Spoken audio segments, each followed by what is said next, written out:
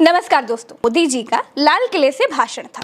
भाषण क्या, यूं समझ लीजिए कि मोदी जी 2024 में वोट मांगने की प्रैक्टिस कर रहे थे। 15 अगस्त के कार्यक्रम में देश के सुपर हीरो DY चंद्रचूड़ भी शामिल थे।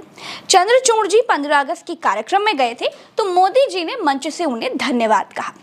और मैं भारत के सुप्रीम कोर्ट का भी धन्यवाद करता हूं कि भारत की सुप्रीम कोर्ट ने कहा है कि आप जो जजमेंट देंगे उसका जो ऑपरेटिव पार्ट होगा वो जो अदालत में आया है उसकी भाषा में उसको उपलब्ध होगा। मातृभाषा का महात्म्य आज बढ़ रहा है। लेकिन जब मोदी जी का सरकारी मंच पर रैली नुमा भाषण खत्म हुआ, जब वो खुद को अगला प्रधानमंत्री घोषित करके मंच से उतरे, तो अमित शाह भी उठ पड़े। सामने इस दशक के super hero justice DY Chandrachud को देखा तो बेमन ही सही हाथ मिलाया, और जब तक चंद्रचूड़ हाथ जोड़ते तब तक अमित शाह दूसरी तरफ मुंह करके चले गए। Chief justice of India Amit Shah से पोस्ट में बड़े हैं। कार्यक्रम में चीफ जस्टिस ऑफ इंडिया का प्रचुर मात्रा में सम्मान होना चाहिए था, लेकिन जो लोग चीफ जस्टिस के डिसीजंस के खिलाफ कानून बना लेते हैं वो चीफ जस्टिस का सामना कैसे कर सकते हैं। एनीवेज, चीफ जस्टिस से नाराजगी तो मंच पर दिख गई। नरेंद्र मोदी भी कोर्ट पर संसद में सवाल उठा चुके हैं। मणिपुर में अदालत का एक फैसला आया, अब अदालतों में क्या हो रहा है हम जानते हैं। दोस्तों, चीफ जस्टिस ऑफ इंडिया से सिर्फ यही लोग नाराज नहीं हैं। संदेश नीचे तक है कि चीफ जस्टिस ही सरकार की नाक में नकेल डालने वाले इकलौते आदमी हैं। इसीलिए इतिहास में ये पहली बार है कि ट्रोल आर्मी चीफ जस्टिस को ट्रोल करने लगी है।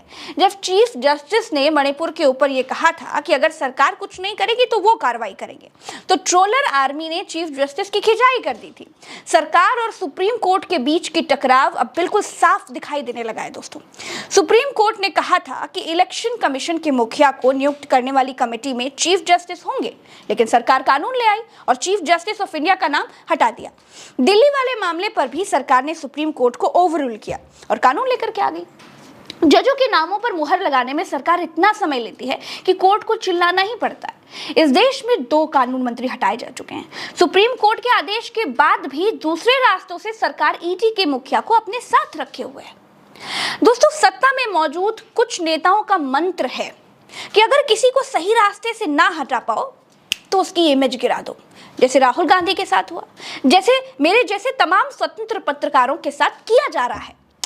देश के इतिहास में पहली बार हो रहा है कि चीफ जस्टिस को ट्रोल आर्मी ट्रोल कर रही है। एक वक्त था दोस्तों जब सुप्रीम कोर्ट की खबरों को दिखाने और बताने में बड़ा संयम बरता जाता था, लेकिन आज सुप्रीम कोर्ट की खिंचाई ट्रोल आर्मी ऐसे करता है जैसे चीफ जस्टिस ऑफ इंडिया किसी पार्टी के नेता हो।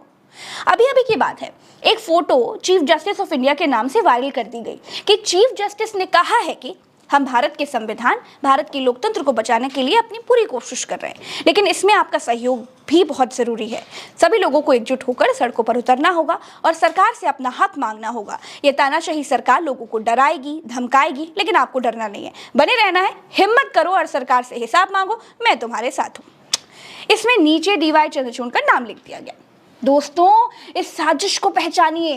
ये पोस्ट सिर्फ इसलिए वायरल की जा रही है क्योंकि इससे लोगों के दिमाग में ये जाना चाहिए कि चीफ जस्टिस सरकार के फैसलों पर मुहर इसलिए नहीं लगाते हैं क्योंकि वो सरकार के खिलाफ हैं, और सरकार के खिलाफ रहने वाले कुछ करें उसका लोड नहीं लेने का। दोस्तों, इस वायरल पोस्ट के बाद सुप्रीम कोर्ट को चिट्ठी लिख करके सफाई देनी पड़ गई कि ये कुछ ऐसा सुप्रीम कोर्ट या फिर चीफ जस्टिस ऑफ इंडिया ने बिल्कुल नहीं लिखा है, या फिर उन्होंने बिल्कुल नहीं कहा है। दोस्तों, आप CGI को चाहिए कि ऐसे लोगों के खिलाफ कड़े से कड़ा एक्शन ले, ताकि ट्रोलरों की हिम्मत अब और ना बढ़ सके। अभी के लिए इतना ही। दोस्तों, अगर वीडियो पसंद आए तो फिर इसको शेयर ज़रूर कीजिएगा, लाइक ज़रूर कीजिएगा, और हक और अधिकार से कह रही हूँ कि चैनल को सब्सक्राइब ज़रूर कीजिएगा। राम राम, दुआ सलाम, जय हिंद।